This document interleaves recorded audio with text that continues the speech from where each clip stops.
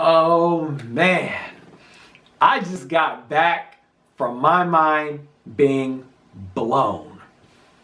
What is up, YouTube? Welcome to the very first edition of Nerdy Sense Reviews.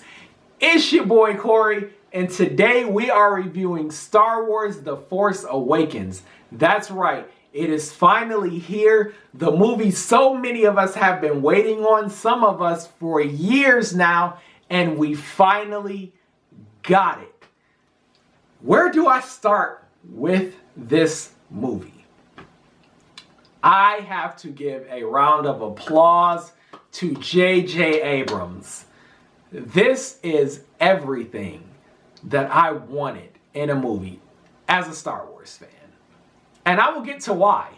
But first, I have to give credit to Kathleen Kennedy for seeking out J.J. Abrams and offering him the ability to shoot this movie and tell a new story as a Star Wars fan.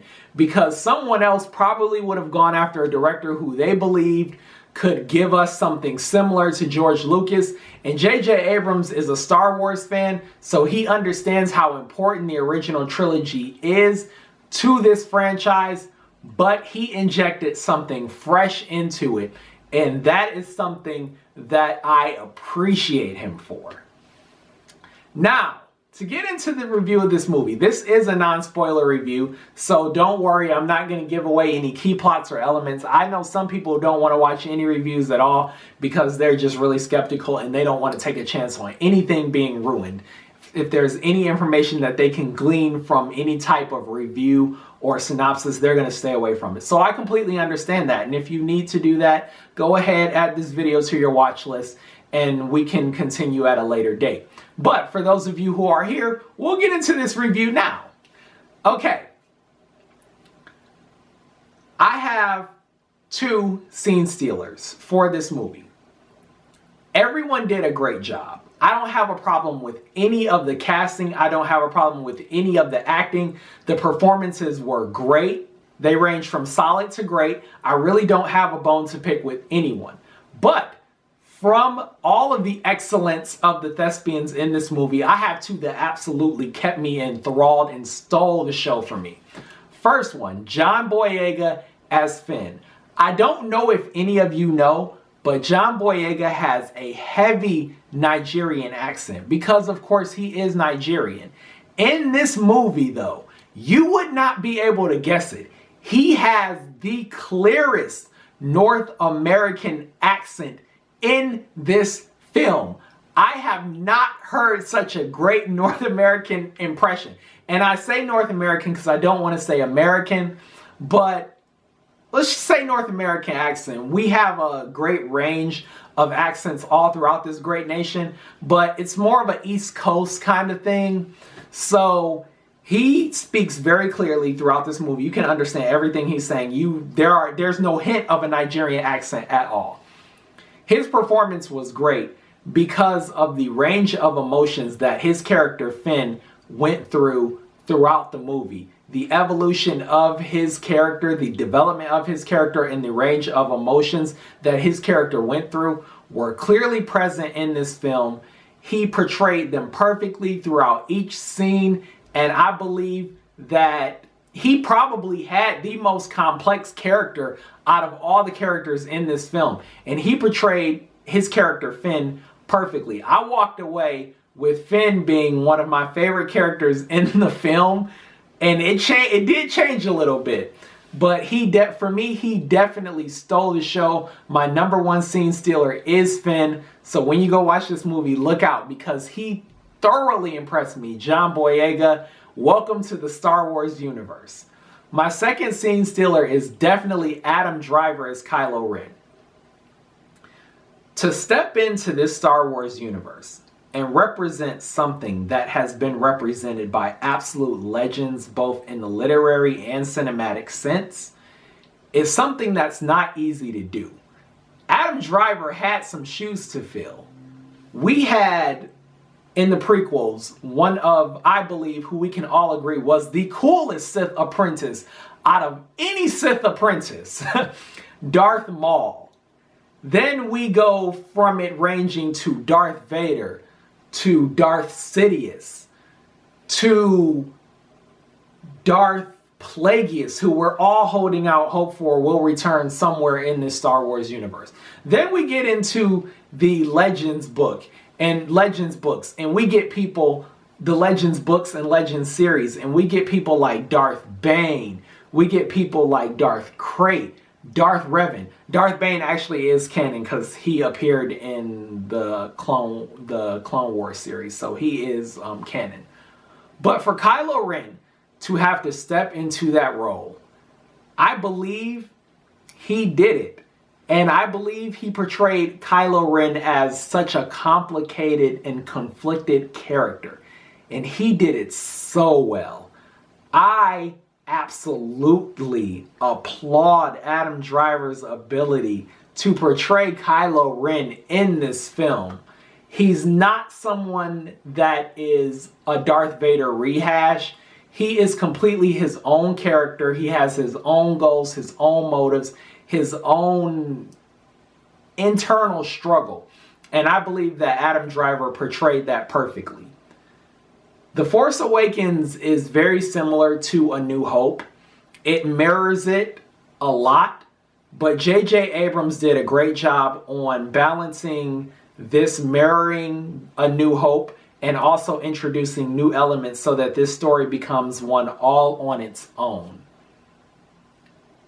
I love the chemistry between John Boyega and Oscar Isaac, so Finn and Poe Dameron. That is a bond between two characters that I'm interested to see how that develops throughout the trilogy. They really look like they had been friends forever, and it just felt so natural. I'm a little confused between the bond between Finn and Rey. I'm not so perceptive on things of that nature. A lot of you might have been able to catch on to exactly what was going on or the interactions between them. I'm not so perceptive. If we're talking about The Force Awakens as in relation to the original trilogy films, they did do a good job with introducing references and bringing back references from the original trilogy to the new films. None of that felt forced, though. It wasn't like they were like, we have to cram in a bunch of references. This movie, they know that the name is going to get people to come in, so they're trying to build this all on its own for a new generation of fans, and they want these films to stand on their own legs. So I think that they did a lot of kind of honor to the old fans, but also building this so new fans can get into it. And if you try to bring back a lot of references and force them from old films, people are going to be confused. So I was very happy with that. If I go to the cons of the movie, I believe the pacing was a little off. So some of the information that was introduced in this film kind of didn't fit the moment.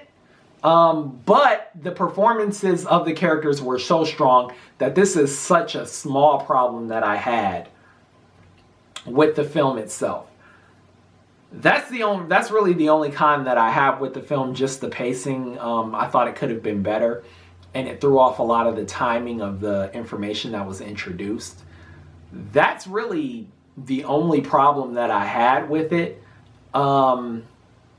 It left a lot of questions, but of course it's a new trilogy, so questions are going to be answered later on in 8 and 9. And now I finally start to see why things were placed the way they were in trailers. And we were right about some things, wrong about a lot of things. Let me just say that before I let you guys go and you go off to see the film. Perfect casting. Everyone did a great job. Original characters came in, did their thing, but the new characters are definitely standing and creating this film and creating a foundation all on its own. I absolutely thoroughly enjoyed this film. I give it a 9 out of 10. I thought Star Wars The Force Awakens is a great way to start off the new era, the new dawn, a similar hope. That was my review for Star Wars The Force Awakens. So it is Nerdy Sense endorsed. Go see this movie. a 9 out of 10. That is the best that I can give it. I will be going to see it a few more times. I believe this movie is going to break records, and because of that, I am going to contribute a couple more times just so I can get more of a feel for this movie. Oh my goodness, this was such a great film. You gotta go see it. If you liked my review, go ahead and give a like below. You can also comment. Don't forget to subscribe. Facebook and Twitter, that's how you can stay up to date on all the latest Nerdy Sense content. I will be back at you with more reviews, reactions, and coming soon podcasts. You don't want to miss it, especially in 2016. NS Nation, stand up. So if you guys are going to the premiere tomorrow, just enjoy the moment. We're only going to get this once. This is to kick off a whole new generation of Star Wars. It's big because of how the prequels were and because of, you know, the hype that's surrounding it now. We're getting the original cast returning and ushering in a new generation. We had the prequels, yes, but even that didn't have, even the Phantom Menace premiering did not have the kind of energy and joy surrounding this, because it's like we're kicking off a new era of Star Wars, and this is something that our parents got to experience, and now we're getting to experience it in a new form. So just enjoy it, take it in, take it for what it is. Don't go, oh, I hope it's better than the prequels. Like, don't be that guy in the theater that's just like, oh, the prequels were so bad. Just enjoy the movie and have fun and enjoy the community of fans around you, because at the end of the day, that's what it's all about. All of us getting to enjoy something new, something unique,